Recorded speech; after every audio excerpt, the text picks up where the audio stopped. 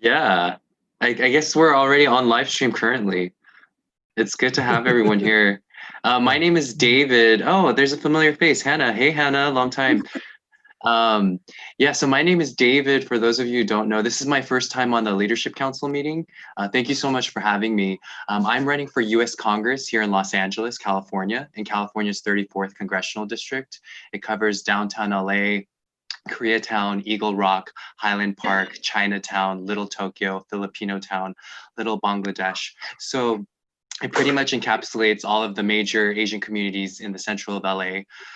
We currently have we are the 10th poorest congressional district in the nation. There's a lot of issues that need to be addressed. The first and foremost being housing. Just last week, our numbers came out and our city has over 46,000 who are unhoused brothers and sisters living in our city. We have about 66,000 now that are unhoused in the entire county. And so housing is definitely one of our top issues that we're fighting for. And so now is the time to really push for change. So if any of Okay. you are interested, just visit davidkim2020.com later. Yeah. Thanks, Don. Okay. Thank you. Thank you. Now we have 38 people registered and paid. It's our monthly API meeting. Let's start it. Today is we have the California Assembly member Evan Low, and also we have a candidate from Southern California, David Kim. He just talked about it. And today's meeting, I invite Alex Wang to host the meeting, to run the program. And everyone know the background. So it's today we focus on the social division, how we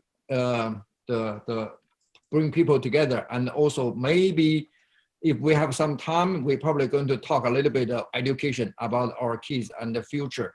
I think that both Evan and Andrew both have in the center of the debate of these two issues.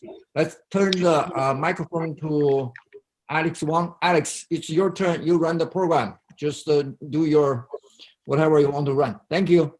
Great. Thank you, Don. All our speakers are here, I see. Welcome, everyone. Good evening and welcome to the monthly meeting by Humanity Forward. My name is Alex Wang, as Don already introduced, and I will be your moderator for today. Well, before we start, just a couple of housekeeping items. Maybe we will have a panel discussion section at the beginning, during which time please mute your audio so we don't have feedback or background noises. And we will have a question and answer section later. So please feel free to type in your questions anytime throughout the hour in the chat box below. We have a couple of volunteers collecting those, and we'll go through as many as we can, permitted by time.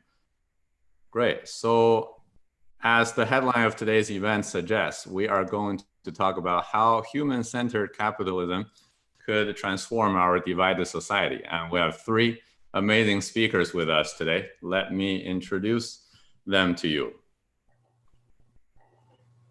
Somebody said for the moderator, can she mute everyone except for me? Maybe we could do that so we don't have feedback. Yeah. Well, first of all, the person who needs no introduction, the founder of Humanity Forward, Mr. Andrew Yang. Hi, Andrew, how you doing? I'm doing great, Alec. Hello, everyone. Hi, David. Congratulations on being, being the winner of the runoff, and so thrilled to have you hopefully represent the people of California in Congress very shortly. Yeah, very excited for this conversation as well. I think we can all see it's more vital than ever if you look around what the country and what's happening. So thrilled to dig in today, Alec. Also want to thank everyone for being here, for supporting Humanity Forward and our efforts to try to do just that, really, where we're needed more than ever. So thank you.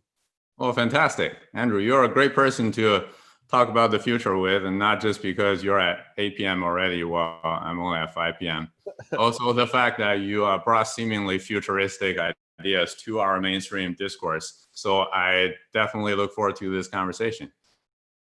Also with us, we have California State Assembly member, Mr. Evan Low, who represents the 28th State Assembly District, including several cities in the heart of Silicon Valley. He was also formerly one of the youngest mayors in the country and the national campaign co-chair for Andrew's presidential campaign. Hi, Evan. Welcome. Good to see all of you. I How are see you? some of your faces and friends. David, Andrew, hello. Good to see all of you. You are so active on social media, so it's good to see you here. I wonder what you actually look like in person again, but I look forward to that opportunity very soon. And hello, Glenn. I think I see Hannah like at a protest or something. So very, very cool. This is technology at the greatest. Well, fantastic. Welcome. And last but not least, we have Mr. David Kim. As Andrew and Don already introduced, he is running for the congressional seat for California's 34th, which includes downtown Los Angeles and a large and diverse area around it. And he's also endorsed by Andrew and the Humanity Forward organization. Hi, David. How you doing? Welcome. Hi, thank you so much for having me. I'm excited to be on the board. I know I see a lot of familiar faces. Thank you, Evan. Thank you, Andrew. Thank you, Humanity Forward. It really means a lot to down ballot candidates like ourselves. And so thank you, thank you. That's all I have to say. Excited to be here. Well, as your moderator for today, my goal is to facilitate a conversation about how many of our society's problems came to be, analyze some proposed solutions, and clarify some misconceptions, while tying everything together with what's been happening around us. If we are able to achieve that, it would be an hour very well spent. So let's get started, and let's get started with the big picture, something that we can all agree on. You know, regardless if you are a Republican or a Democrat, if you voted for Trump or Clinton, we probably agree that we live in such a divided society today with large groups of people whose ideas we cannot understand, we do not agree, yet we cannot convert, much less to convince and convert to our side. So polarizations like this gave rise to people like Donald Trump, who, even though has a uniquely brash type of personality, is not really unique as a phenomenon, because if you look elsewhere around the globe, it's not difficult to find similarities in other countries. So my first question is how? How did we get to this juncture with such staggering polarization of ideology, income and wealth inequality, and such sharp divisions between social economic classes, as well as between the very prosperous metro cities and the declining smaller towns? How did we get here? I think if we can better grasp the causes, we can find better solutions. Andrew, would you like to start?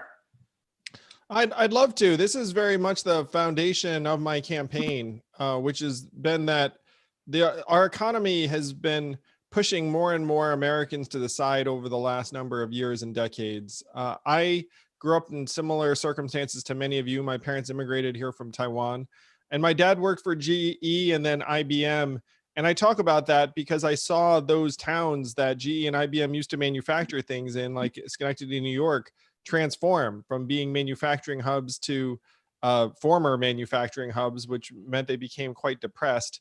And also my dad had something called a pension. You know, he worked at IBM, and then they said, hey, if you stick around long enough, we'll like fund your retirement in various ways. And then they transformed pensions into amped up 401ks for employees because they wanted to get out of the retirement game. So there's been like a transformation of our economy for everywhere from the high end to the low end, where fewer and fewer Americans are sharing in the economic benefits of the last literally like 30 to 40 years. And on top of that, you've had this frankly dysfunctional federal government that has not really been trying to address the corporate consolidation and the inequities in the economy that have reached legitimately historic or unprecedented levels. Like our government has essentially been just letting it happen over the last number of decades because we've been all indoctrinated in this market-based mentality, which is that government is dumb, markets are smart, markets will allocate capital effectively. The government getting in the way of that is doing us all a disservice. And so if you're failing, it's your fault and you need to work harder or get smarter or take different classes or whatnot.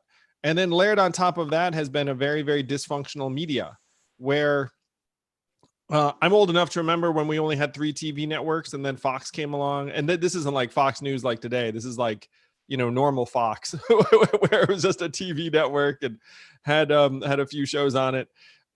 And when you had just a few TV networks, there was like a sense that journalism equaled the facts equals truth. You had a number of journalists that everyone trusted. Unfortunately, now with cable news, they have economic incentives to become as sensationalistic and have their news skew in a particular direction. They found it's better business.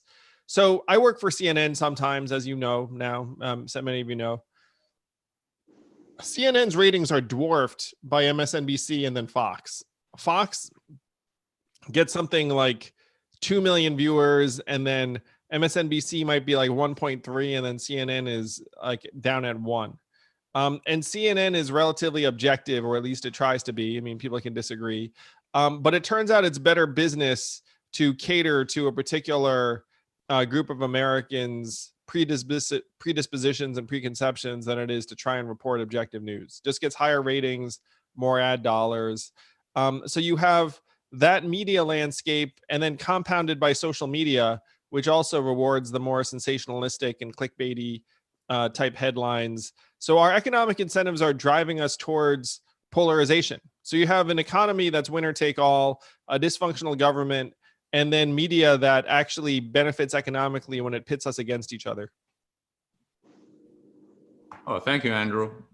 Hi, Evan, as the California legislator, policymaker, what's your take on this? How did we come to this divided state?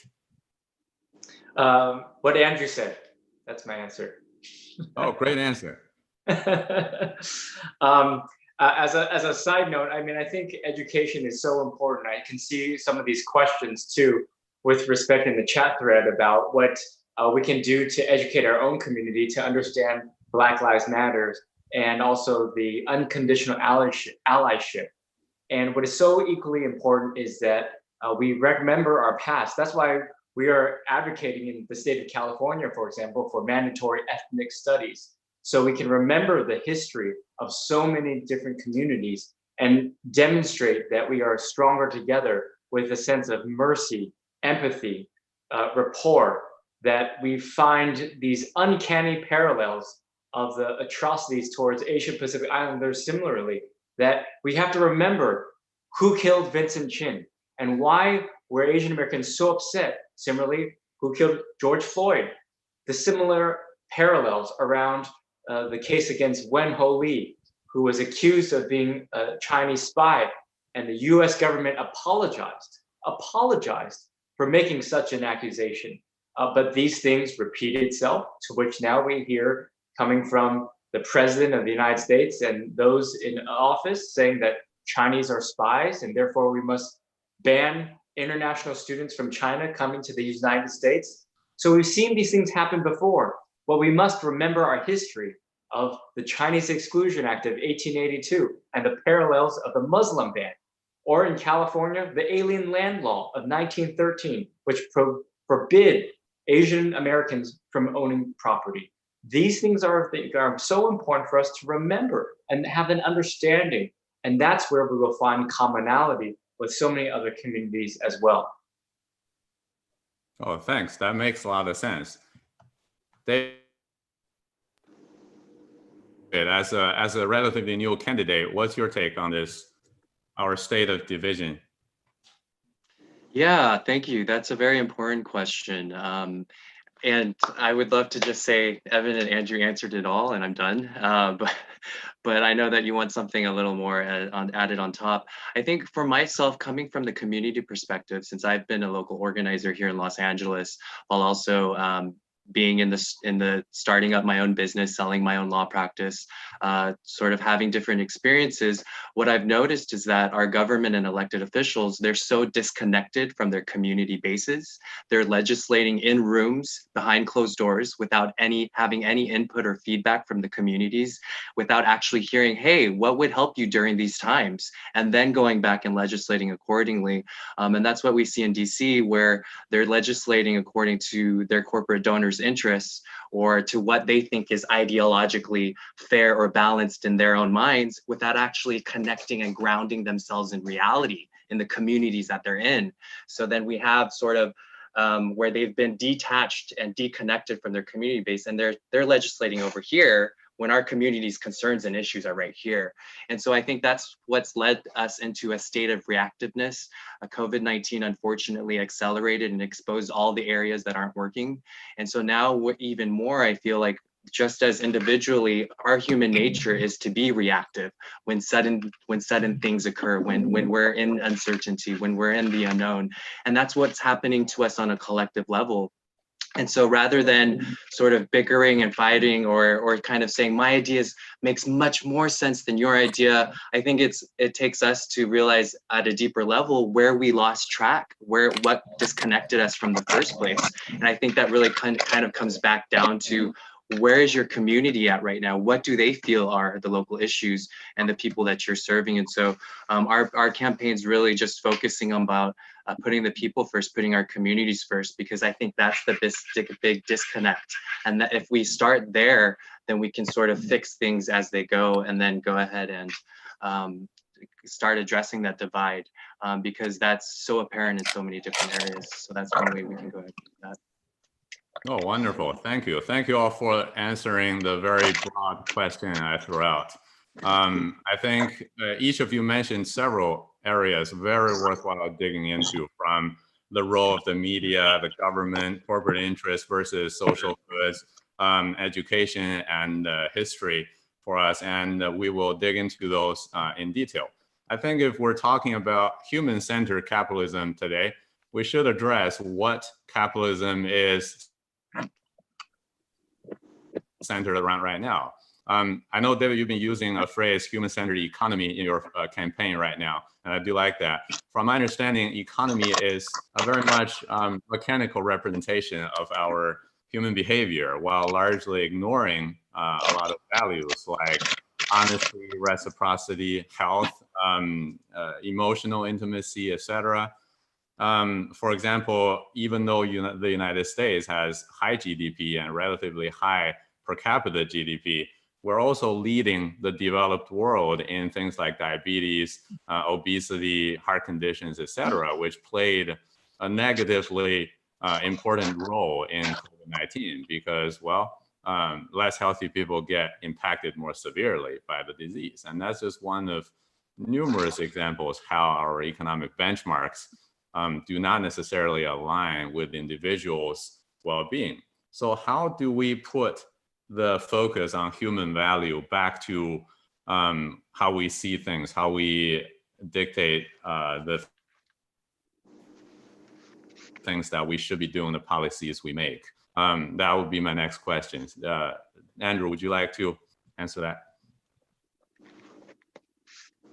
Now, you've hit the nail on the head, Alec, because our economic indicators have been going one direction, and then people's health and mental health and childhood success rates and everything else have been going the other direction. And you can see it most clearly right now. I think many stocks have just hit all-time highs while we have depression-era levels of unemployment.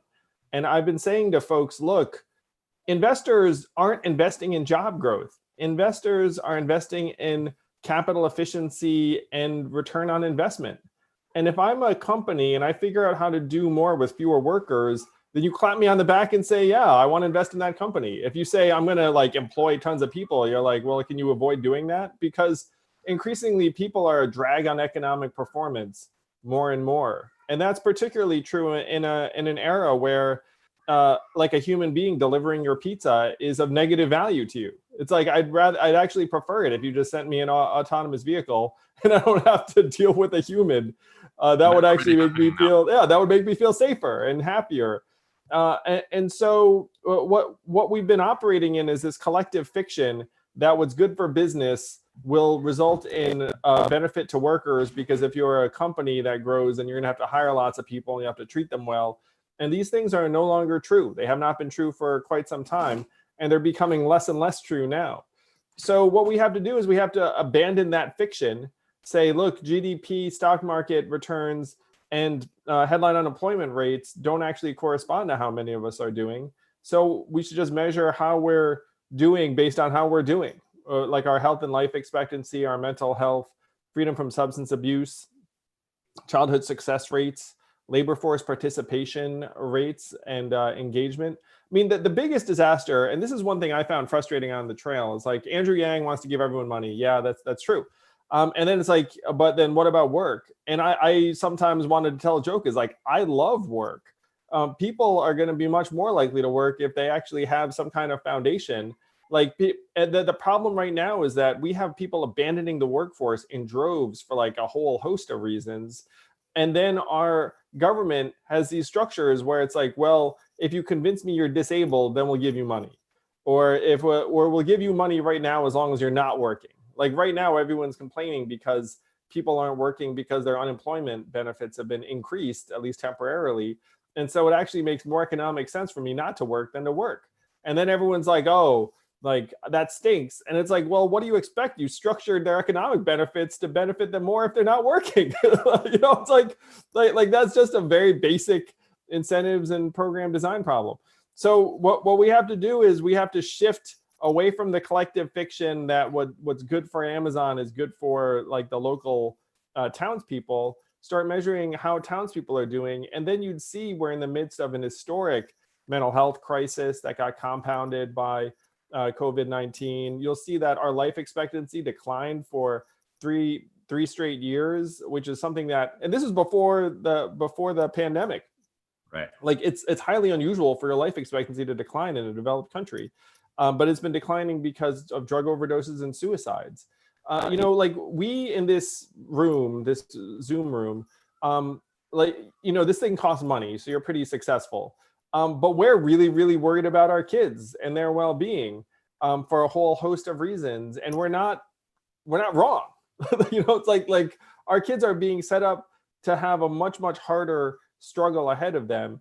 And then if you go out to the average American household, that struggle is exponentially harder, where they're looking up and saying, well, like college is now $60,000 a year, or you know, my daycare is super expensive, or my kid's not going to actually get a steady job out of college, even though college is now crazy expensive.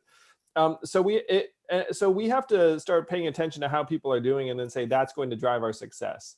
And it's not even that big a switch. It's just abandoning certain core measurements and installing others that we already have the numbers for. But I want to return to David's point. The problem is that we generally don't care. Like we operate like we care, but we don't care really. Like the brainwashing I referenced earlier is just so strong, where even when you are asking someone to do the right thing, you're couching it in economic terms. You're like, hey, we should help that person because maybe there's an Einstein there or something. You know what I mean? But that's just the way we think. It's like, you can't even break out of it. And so like the measurements leading us off a cliff is a fundamental problem, and it really should not be that hard to remedy. It's something that I'm going to try and make happen in this next administration if Joe wins, to say, look, like we have to humanize the economy, and it starts by saying that GDP, stock market prices, and headline unemployment rate are not the measurements we should be using. Great, thanks. That's a very comprehensive answer. Hey, David, since I quoted your campaign slogan, would you like to add anything to this? What type of policies would you look to do to change our current condition?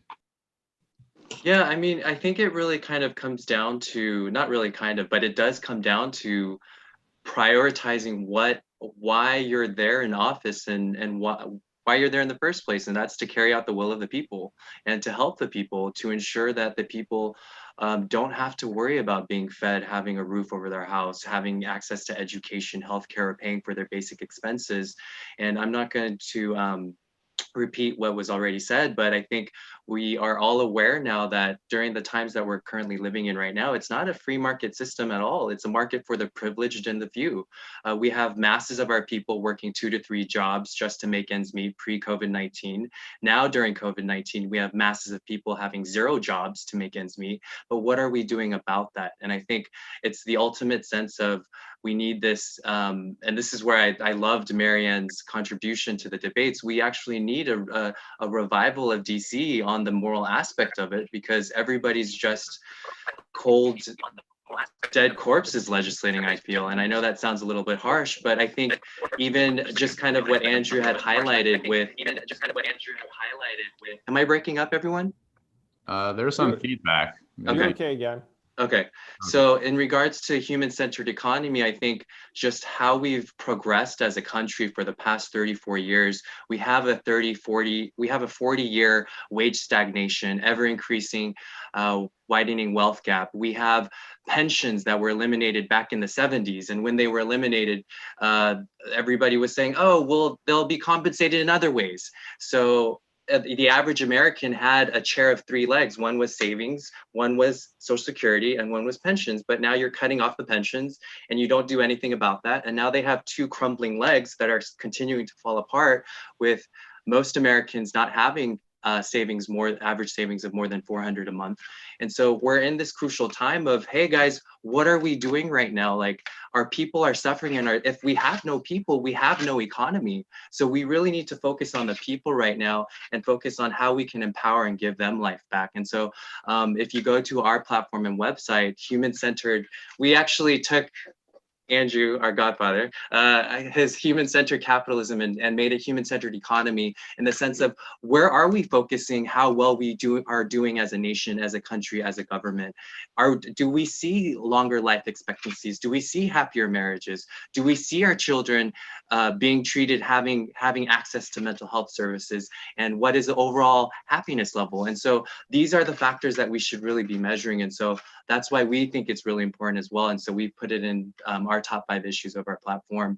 But it's really kind of reprioritizing, kind of coming together and realizing, hey guys, we all matter here, and we need to start paying attention and not just walk the walk, and I mean, not just talk the talk, but really walk the walk now.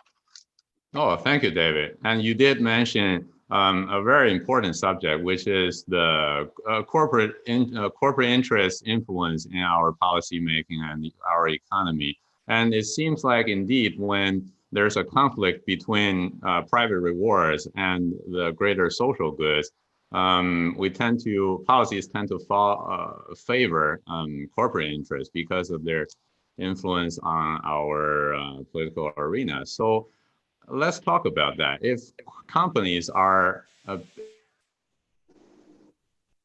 established for the purpose of making money for their shareholders, can we even fault them for doing such a fantastic job, even if some of it is achieved through rent-seeking, violation to workers' rights, damage to the environment, definitely exerting outsized influence to our economic and political systems? Is that just something to be expected in the free market, or should the missions for corporations be fundamentally changed? Yeah, I think that's a great follow-up question. And what type of obstacles might we encounter? Yeah, please. Yeah, sorry, I don't know when my internet's, there's a connection issue.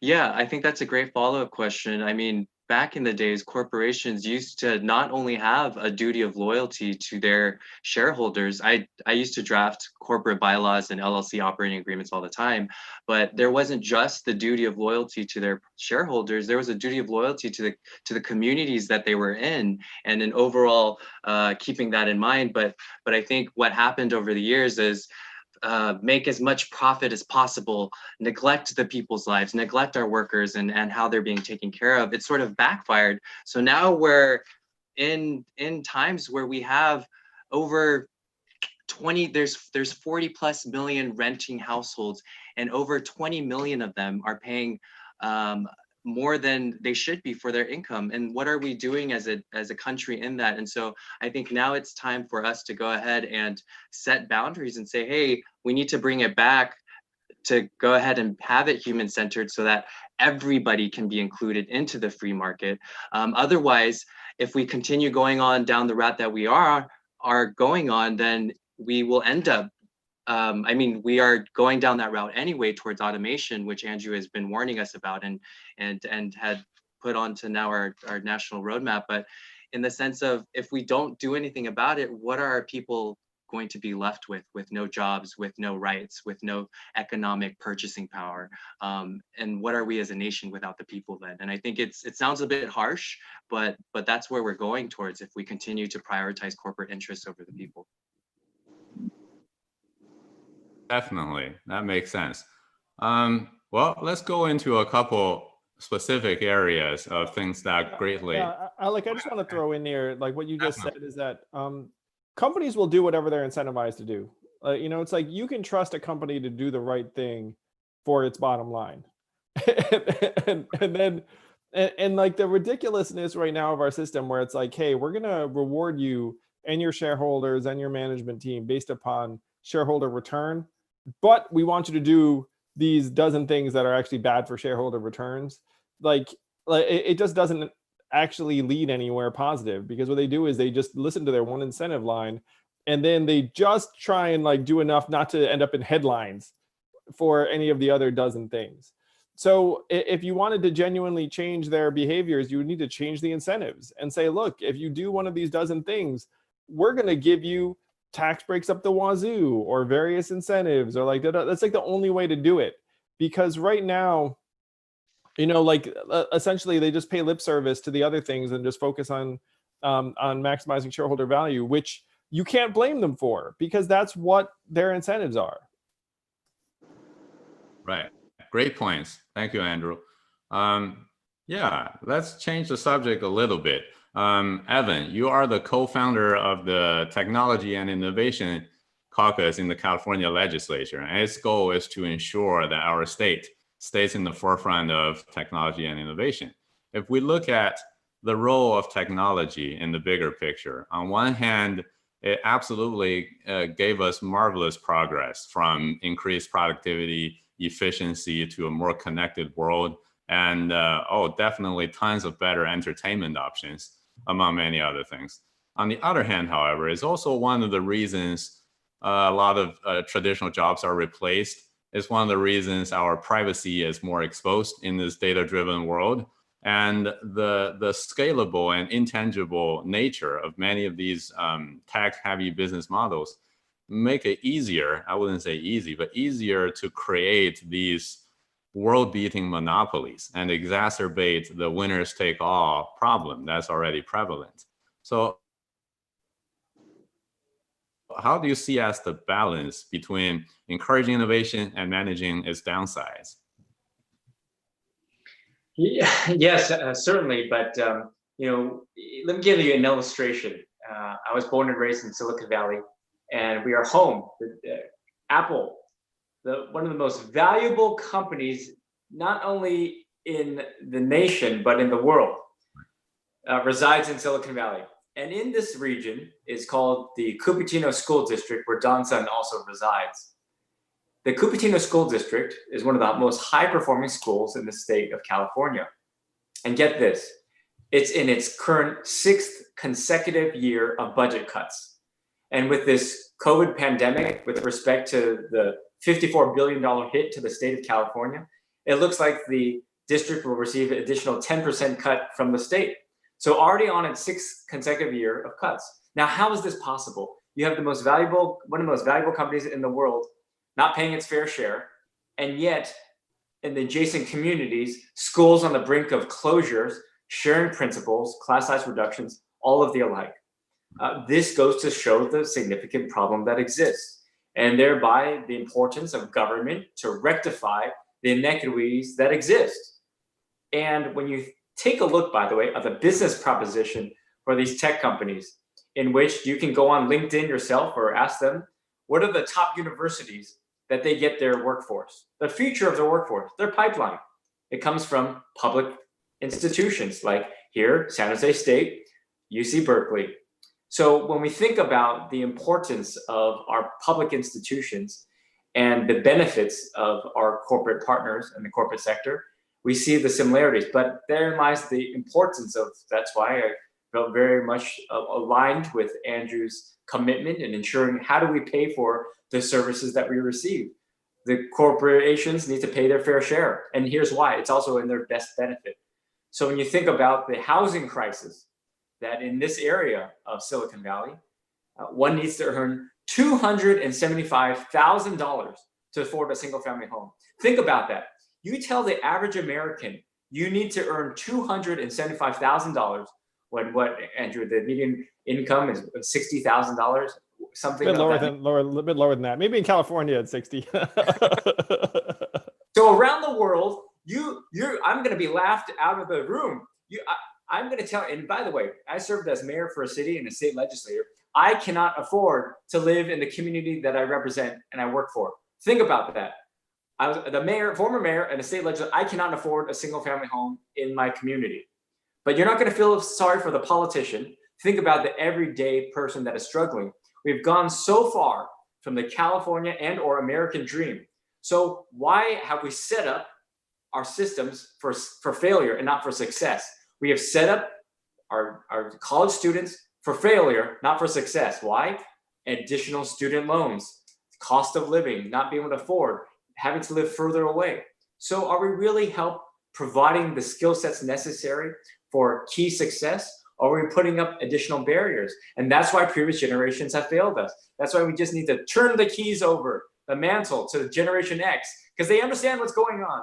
And that's why you see such energy around Andrew's comments, and you see people like David and others getting around this notion about active citizenry, that we must restore this notion of active citizenry and our participation. And as Asian Pacific Islanders, we also have that much of a harder job at demonstrating and articulating our role. What is our voice? What is the voice of Asian Pacific Islanders currently with respect to Black Lives Matter, with respect to the economy, with respect to housing, whatever the issue might be? And that's what's really important. And finally, let me just say, there are so many people, Joy, Glenn, Albert, and many of you, Don, who have been part of this movement to say, I also have a role to play. So thank you for participating and supporting financially.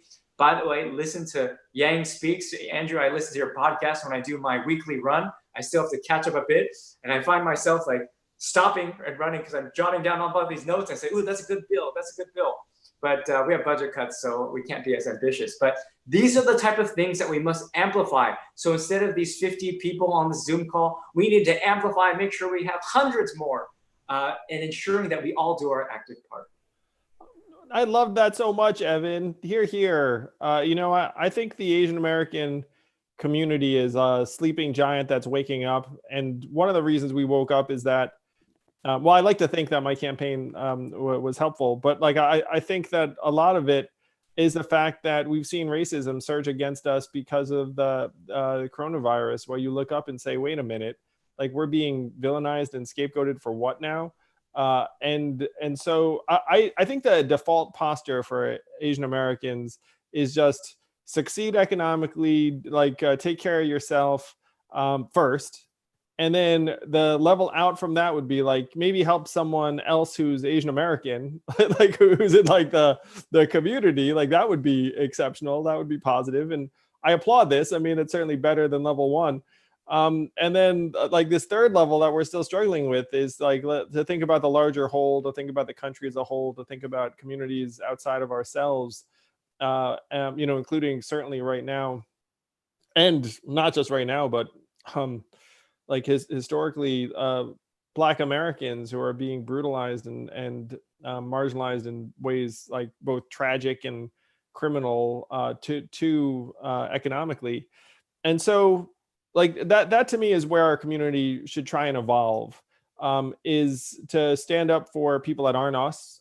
And there's a very big gulf to get there, because I think it's not the way many of us were raised. It's like, I don't think I was raised that way particularly, frankly.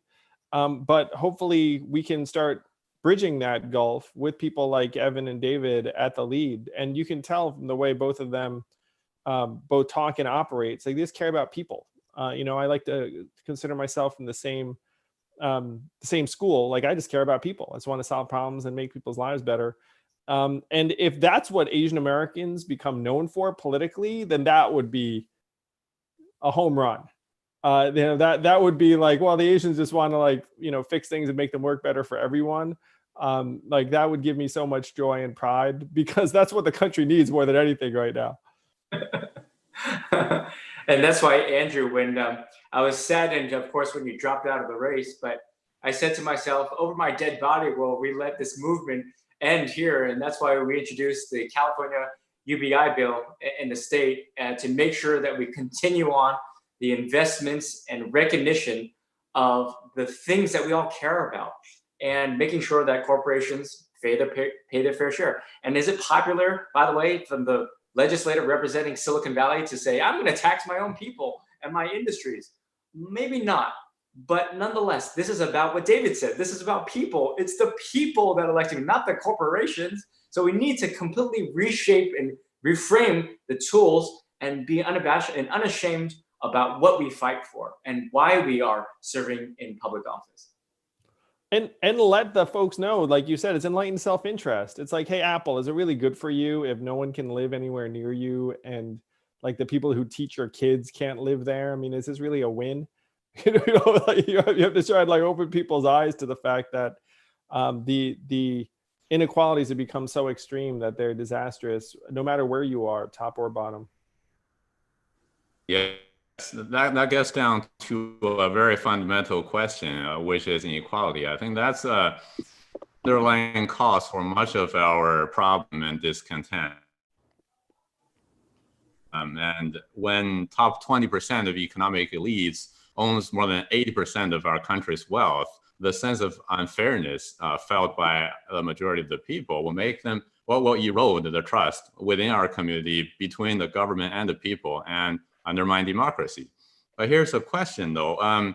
The more disillusioned and disengaged a lot of people becomes, the more difficult and expensive it is to reactivate them and engage them in the active democracy and like the act of voting itself. And that's a vicious circle where you need more money, more reliant on having big money, essentially, to have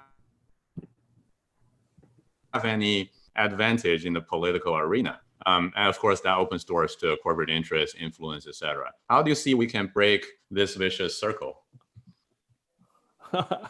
Like, that's a pretty good summary, Alec. I mean, that's where we are. You have trust in our government leaders at historic lows. I think Congress's approval rating right now is what, like 18%, 19%? You know, like imagine if there was a company walking around where like 18% of their customers would recommend them. I mean, that business would be like gone in no time.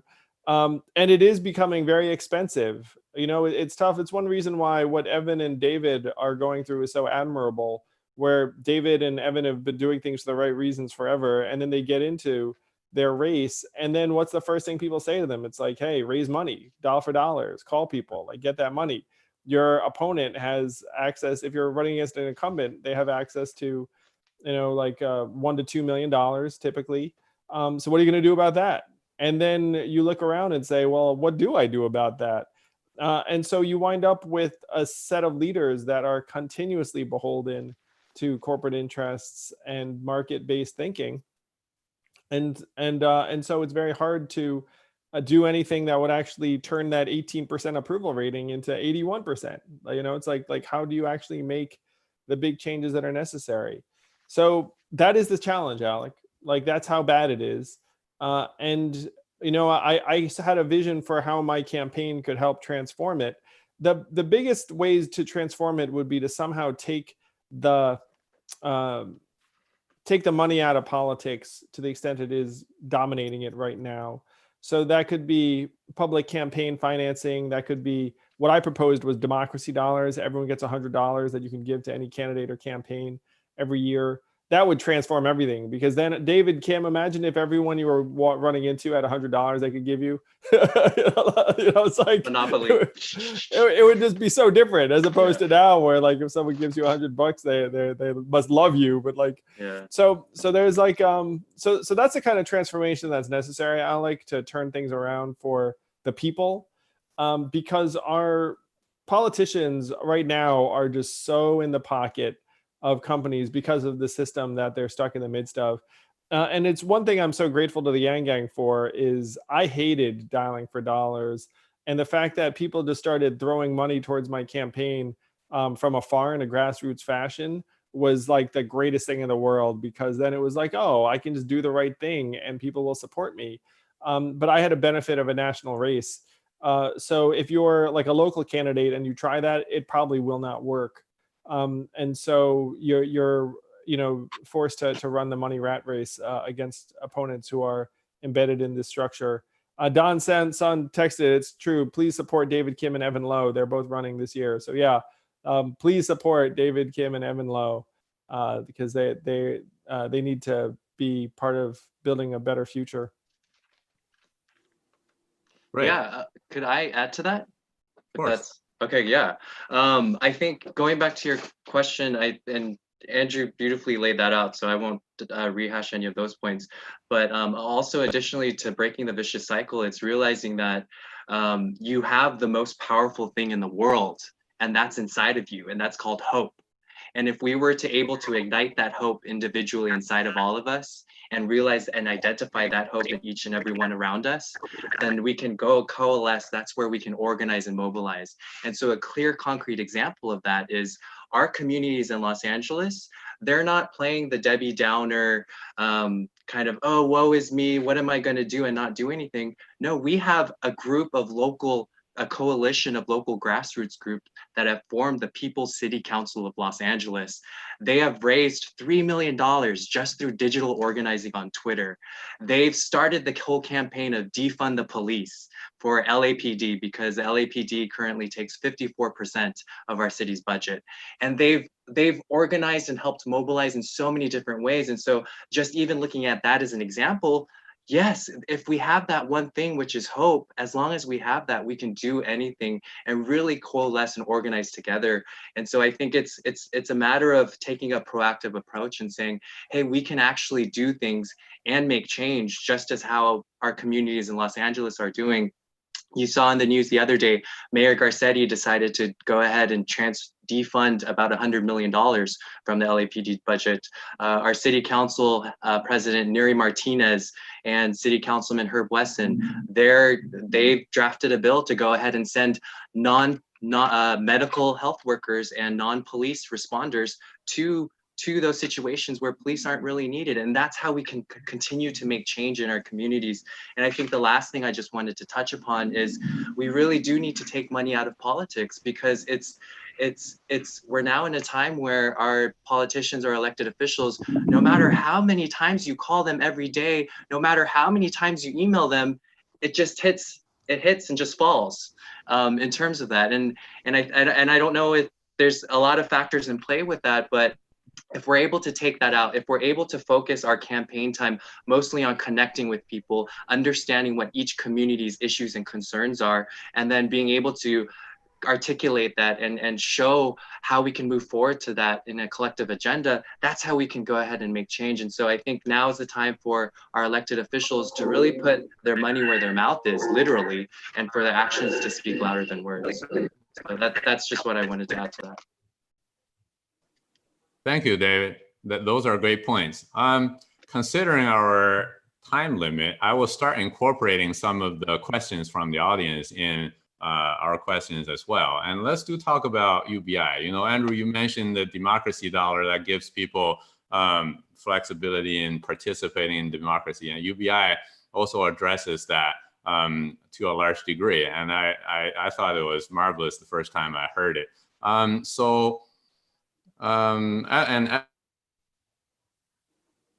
Evan, you proposed the California UBI in the California legislature. So would you give us some ideas and updates about how that is going? And we also have audience wondering if UBI could be put on the ballot in the California election this cycle. Yeah, could you address that? Sure, absolutely. So as I mentioned earlier, I was excited for the opportunity to put significant public resources towards that of something in legislation. And again, if this is California, if we're our own country, we'd be the 5th largest economy in the world. So to scale, how do we help implement such an idea and proposal? So I introduced that piece of legislation earlier this year.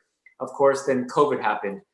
Just for context, the state of California had close to $20 billion in a buffer, about 8 billion in surplus and close to 15 billion in a rainy day fund.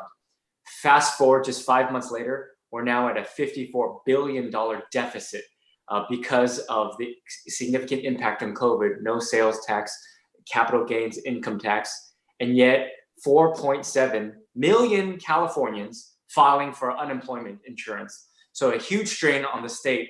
So we had to unfortunately hamper down on our ambitious goals.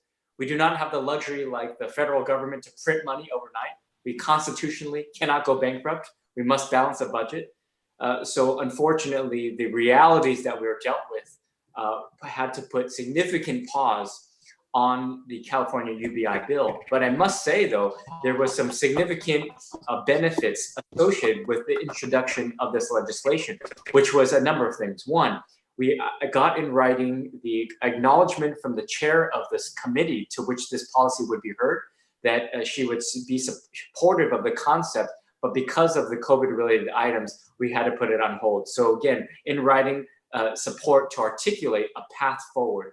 Secondly, giving an opportunity, not just for Gang Gang, but for everyone else to be able to have a venue, an outlet to cite that we have actionable items. Yes, the campaign has been suspended, but let's go forth and activate, organize around getting other legislators to support California UBI. And then similarly to this other conversation, if not within the legislature, could we also get it on the ballot? And so just basic government 101. In California, anyone could put any measure on the ballot for average Californians to vote on. It just requires a percentage of signatures to qualify, then for the Attorney General to do title and summary, for us to then put it before the voters this coming November. So absolutely, it is absolutely possible that we can go multi-track. I will absolutely still be committed to introducing California UBI at the subsequent year. And potentially, I think it's also a key opportunity for us as a whole to collect signatures from registered voters to try and assess whether or not we can get enough signatures in the state of California to qualify such a measure on the California ballot as well. But again, this is democracy in action. There will be lots of differing opinion, but what we know is, what is the response from our elected representatives? If you're not going to support it in the legislature, or if you're not going to support it in on the ballot, what is your alternative? What is your alternative to the solutions that we are proposing? And that's what this democracy and this engagement is all about. Oh, thank you, Evan. That's a great update and explanation of how we're approaching this. So let's go to a slightly different subject. Another very harmful product of inequality is the reduced social mobility, and that's only enforcing the socioeconomic divide. And it has to do with how we can provide resources and opportunities like education, like public transportation, et cetera, to the larger groups of people. And yet there's a lot of debate about how we can structure a fair and reasonable mechanism to achieve that. For example, one of the very highly contested items is the affirmative action, the California ACA 5 bill. And I wonder, maybe from an overall perspective, Andrew, and a specific California measure, Evan, what are the things we can do to approach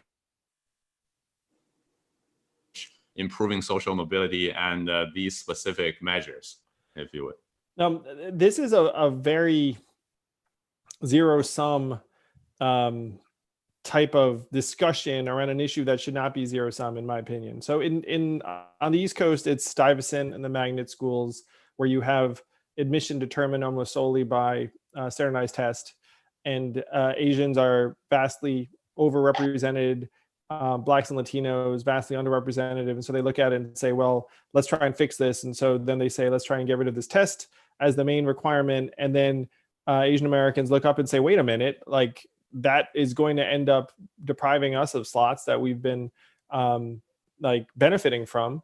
On the West Coast, it's the UCs, very similar, where they say, look, we're going to rely very heavily on standardized tests. And then Asian Americans, you know, like UCLA, University of Caucasians Lost Among Asians, you know, and so they look up and say, say, wait a minute, like once again, Asians very overrepresented, Blacks and Latinos very underrepresented. Like, how do we amend this because it's not working for certain groups? And this is the trap. The trap then is that we say, like, wait a minute, this is like destructive to our community. We've been like, you know, like our kids have been studying for these tests. They've been a real ladder of mobility for many immigrant families that came in and just said, look, education, let's make this happen. And so to me, the onus has to be on policymakers and decision makers to look up and not have a zero-sum game when it comes to these school slots. Say, look, what is the problem here? We need to have more educational opportunities for Black and Latino children who, you know, like need a ladder up just like anyone else.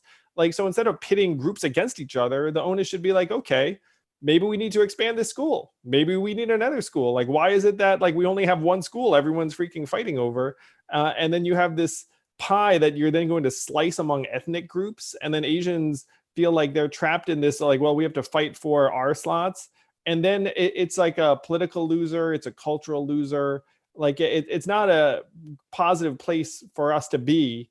So that to me should be the argument is like, look, we should not be trying to change practices in a way that are going to be negative for any particular community. We have to try and identify like how to expand the pie and grow it and make it so that more kids can benefit from the educational opportunities or the mobility up. But it's a difficult challenge because you have to get politicians and policymakers to try and think a little bit bigger. But that is where we need to drive them, because no one wants to be in a position where it's literally like, hey, our kids versus your kids. That's a very, very negative discussion for us to be having. And it's something you in many ways, you can't win. Right. I agree with you. It's toxic to see it in the way that it's a zero-sum game. Evan, would you like to mention something about what's been happening with the ACA progress? Yes. So in California, this is front and center. Likely Californians will have an opportunity to vote on a repeal of Proposition 209, which was passed in 1996. Proposition 209 forbids government to factor in race and sex in government contracting, admissions alike. So this is essentially affirmative action. Should California allow for affirmative action again? And we just voted on it in the California state legislature. And if it passes the Senate, it'll go before the electorate and the voters. But let's have this, and I posted about it. I welcome all of you to take a look at my comments on the assembly floor, in which I said it was very difficult and painful conversation for me to have, because of the fact that this is fraught with political peril for me in the district I represent in Silicon Valley, in which a majority of the people vocalized opposition for this. But my vote was about a vote of conscience. And let us recognize what this is about: fear of loss. This is about power. This is about race and how we share power collectively. And that's why I talked about ethnic studies and recognizing the unconditional allyship that we must demonstrate, which is so critical to this conversation. But yes, this will be front and center. And you're absolutely right. I saw about some of the comments that we need to increase the pie, not limited fighting for the crumbs, but increasing it. But this is also related to that of how society focuses on crime. And because think about this, the California state, because of the voters and 3 strikes, tough on crime, because of a vote of the electorate at the ballot box, we are forced to put more individuals in our correctional system. And so by default, we're spending more money on putting people in prison than in educating them. Close to $60,000 to incarcerate someone for 1 year and only $20,000 to educate them for 1 year. But we're doing that because of 3 strikes laws that, by the way, was a vote of the people. But these are intrinsic and related. They are connected as to the budget reflecting our values. And that's a frank conversation that we must also have. We cannot have a conversation about in isolation about education and inequities without talking about the other systemic problems of housing, healthcare, public safety. These things are all connected. But again, where is the voice and what is the voice of the Asian Pacific Islander community? And the statistics are inconclusive, because some, we've seen since 1996, some of the UC systems have gone up, some have gone down. But finally, let me just say, this was passed in 1996. A lot has changed since 1996. I was 13 years old in 1996, and I said I was still dating women in 1996. So much has changed since 1996. So should we not allow for a new generation to think about the obligations of our collective society? And that will be likely before the voters in California this November. Thank you, Evan. Very valid points. Very. Well, we are definitely in a crisis, as we all know, and this one is unprecedented in many ways, with the health, the economic, and the social factors all combining at the same time. So historically, crises is when many big changes are made. I wonder, do you see our current situation providing an opportunity to make some meaningful changes for individuals, businesses, institutions, or is this just going to exacerbate our problems further? Andrew, what do you think? Well, ideally, we accelerate some of the solutions as well as the problems. And if you look up at the scope of the problems we're facing, we're looking at depression era levels of unemployment for months, maybe years.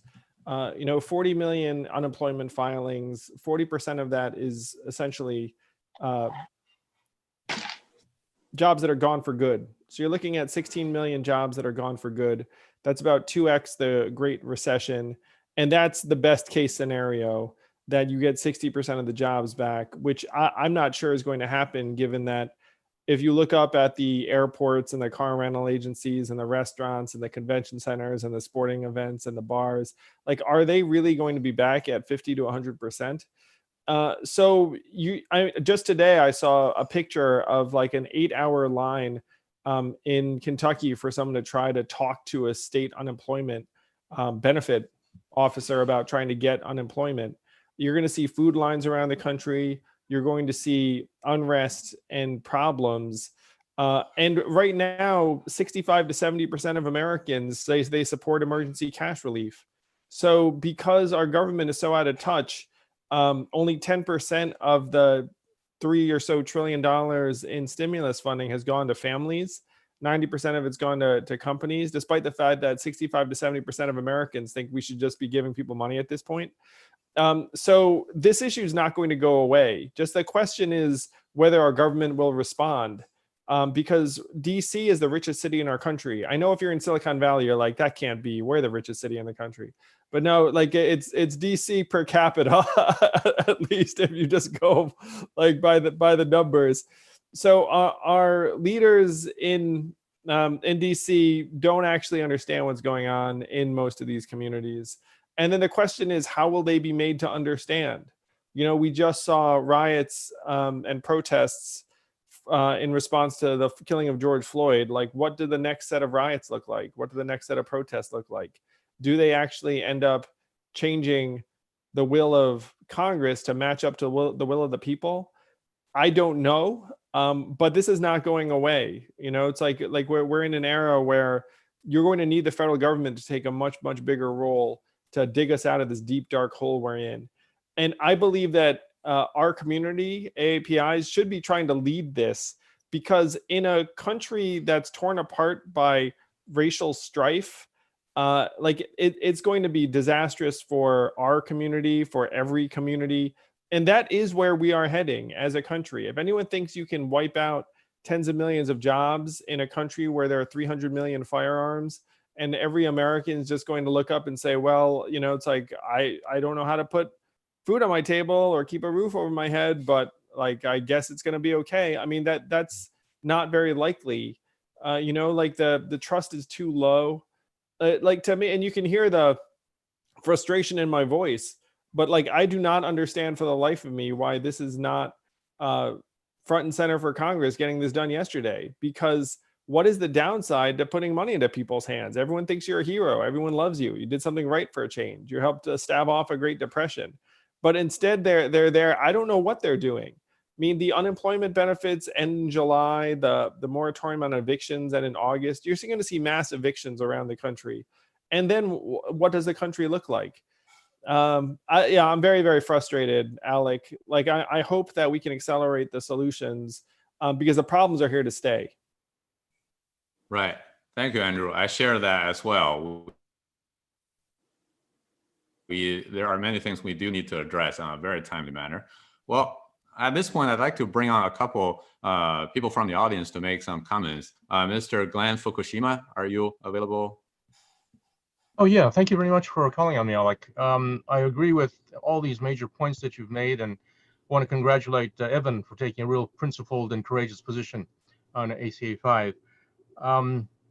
I guess the one point I wanted to make was that, as I wrote in my comments, that what Andrew said about assumptions and what Evan said about education is so important. And this is more a longer term issue, not an immediate issue. But I think in order to address these short-term problems we've got, we really need to change the content of education and about how people think about the economy. As Andrew mentioned, when we talk about these social issues, immediately we think about what is cost benefit analysis, and that kind of knee-jerk reaction of putting the emphasis on the profit motive, and all the CEOs are motivated by share price and profits.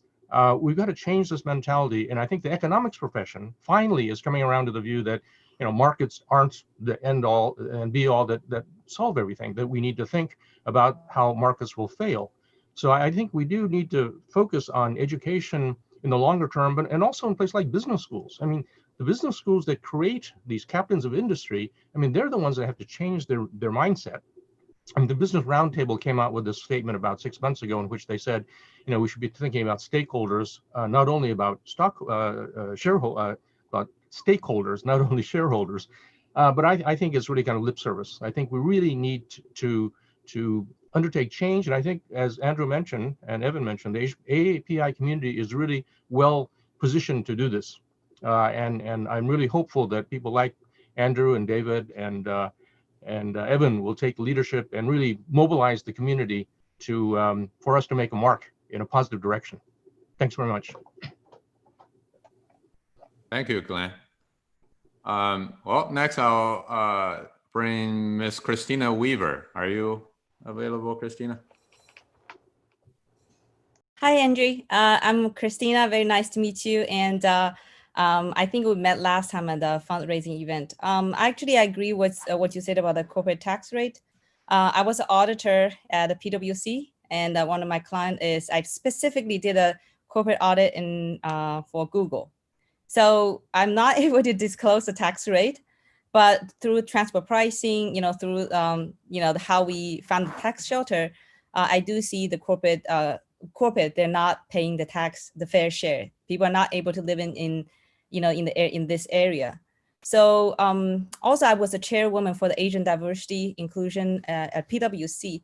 So a couple of things I want to ask you is what is, how we as the Asian community should take a position, take leadership, have a voice on this Black Lives Matter issue. Because it's personal for me, because the PwC chairman, Tim Ryan, just spoke up about in 2016, one Black associate was shot in the apartment by an off-duty police officer. And in the Dallas office. So I was the chairwoman in the Dallas office. And also the person who got shot is my alumni. So we went to the same undergraduate school. And I lived 5 different states in the United States. I lived in Arkansas, Texas, New York, Washington, and here. So I see, this definitely Asian Americans are a lot more voice, not more united here, but in the rest of the state is challenging, and so very glad to, find you guys here. So I think it's very important, because I talked to, just before the meeting, I talked to some of my friends who are Latinos and Blacks. They say, what are the Asian Americans standing on this issue? And does Ian hang out with, some of our folks, and, do they know some of our challenges? So I was just wondering, could you, share a little bit of your thoughts on this? And yesterday also, I have a podcast. So I had a conversation with Chief Ethics Officer for Airbnb. So he wrote a book about how ethics matters, and eventually it's better for the company. So I was an auditor, so we do care, we talk about the financial result, like, but now the SEC is requiring the disclosure for the governance, for the environmental. So I think things are changing, but how we as a community to really push this forward. And also, especially now, I have some friends in, they feel like, look at the Black people, they're just, looters. So how do we as leaders to Yeah, stand I up? want to echo both Evan and David. I think police brutality and violence towards Black people and people of color is a massive problem in this country. And I think it's been going on for years, decades, generations. And for the people who like data, like I went in and tried to dig as to like what the measurements were of this problem. So here's one thing that should give you alarm, is that we actually don't know the magnitude of the problem. Like the problem is at least 1,000 people a year getting killed by American police officers, which is many, many times higher than any other country. And even that is based upon compiled press accounts, because the police departments don't actually report the data, even though they've been supposed to report the data since the Rodney King riots of 1994. So that should give you pause, like minimum 1,000, maybe many more. Then the second thing that should give you pause is that communities are spending $1 billion a year in civil lawsuits that are successful against police departments. In New York, they literally spent $700 million in a year on successful lawsuits against the police department of New York. And so if you think about that, you have this massive inequity in power between most plaintiffs and like the New York Police Department or the city of New York, that for them to win on that level means that it's the true liability is some multiple of that. So you have police departments around the country doing billions of dollars worth of harm to citizens on a given year and killing at least 1,000 people. And then if that disproportionately affects Black people, which we know it does, then there's like a legitimate, massive problem in this country. And there are a number of reasons for it. So I think that Asian Americans should be standing up with Black people and people of color and say, this is unacceptable. You cannot have police officers brutalizing citizens and not being held accountable for it like that, that this hurts everyone. That this is where we should be as not just Americans or Asian Americans, but just as human beings. Like watching what's happening to other human beings should be horrifying, heartbreaking, disgusting, and tragic for everybody. So that's where I am. I hope that everyone knows that that's where I am. To the extent that it's helpful to activate other people, please do share that. I've written a number of things trying to document some of these facts, because I know some people listen to facts more than they do stories and images.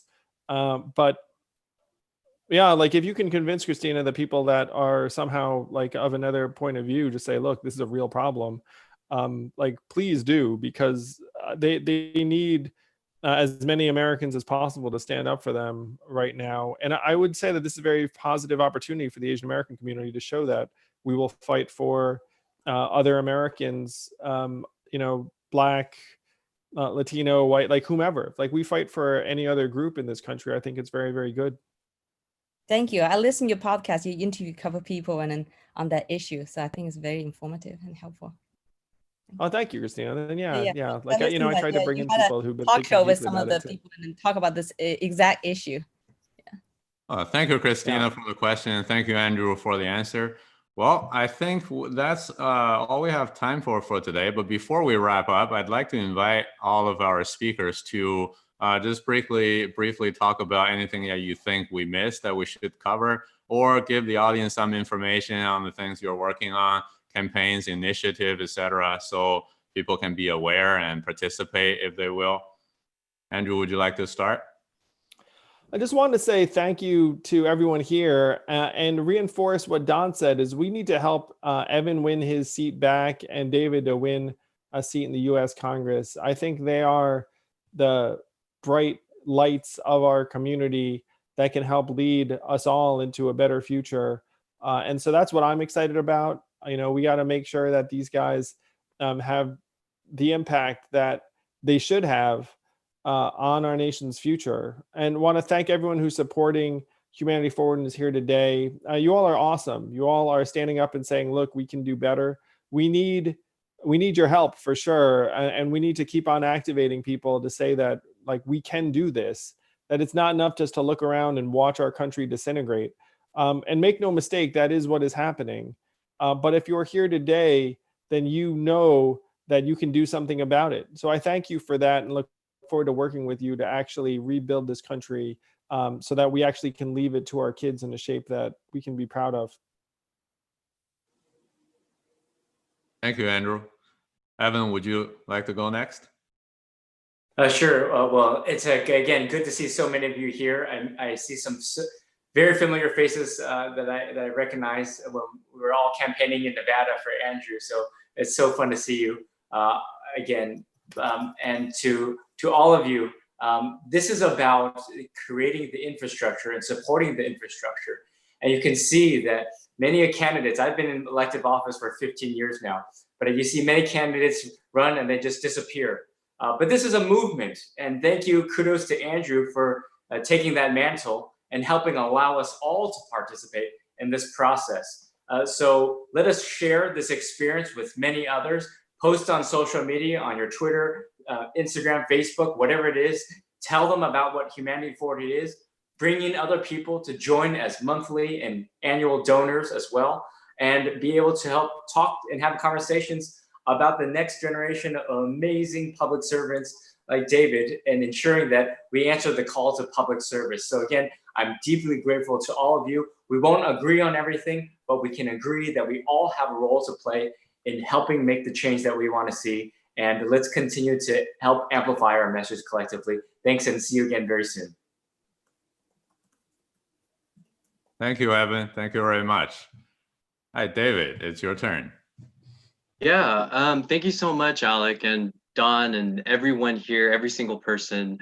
All I have really is my heart is so full of, it's overflowing with gratitude for all of you who have helped pave the way for all of us. I know, Don, you've been doing all of your community work, Joy, everyone here. If it weren't for you laying it all down for us, I don't know if I would even be able to run right now.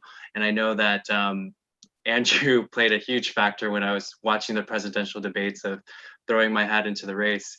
I remember that first moment when I learned of his candidacy and who he was. I thought, oh my gosh, my third grade dream is coming true. What the heck? Like, somebody who looks like me is running.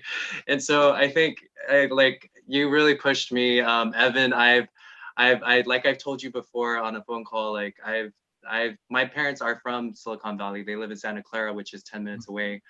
So I've known about you for quite a while. I've respected just kind of the bold stances that you stand for, the big changes that you stand for, Andrew included. And I think that's what I admire about you. You actually have your actions speak louder than words. You actually put your money where your mouth is in all of that. And I know that for Evan specifically, I feel for you, that was a very bold stance to take in terms of ACA 5, but you allowed the people of California an opportunity to vote on that as a bigger kind of more integrative thing for the people to do. And so I thank you for that.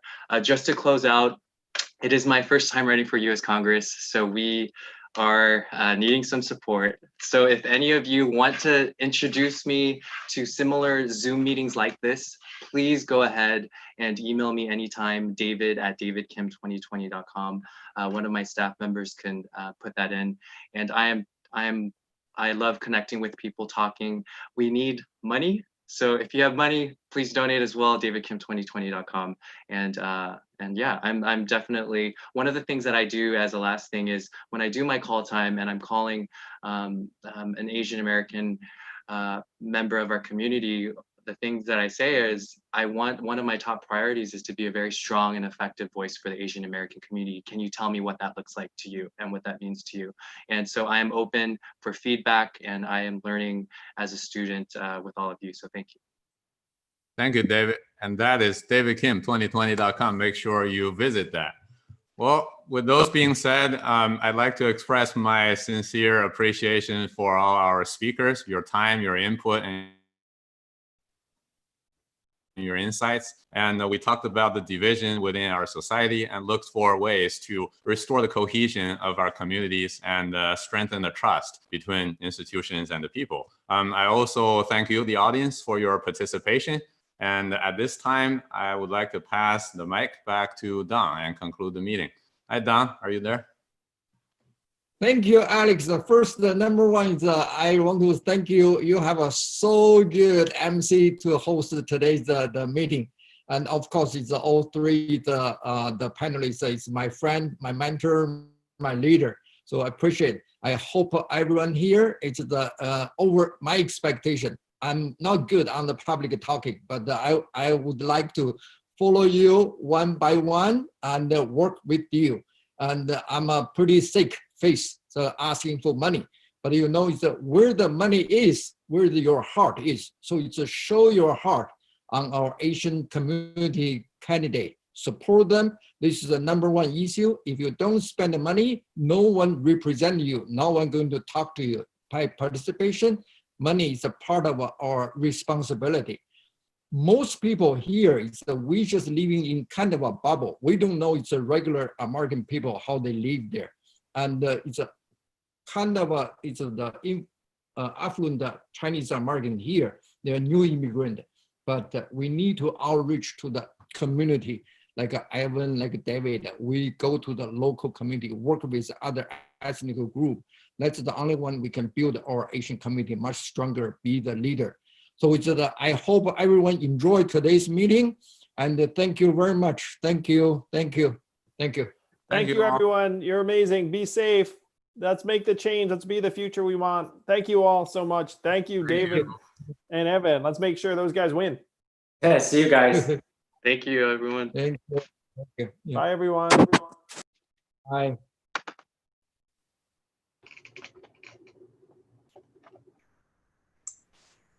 So Donna, I'm going to save the note.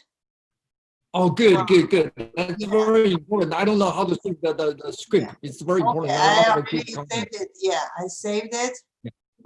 Also, Yeah. Don, please turn off the Yeah. light. Oh, okay.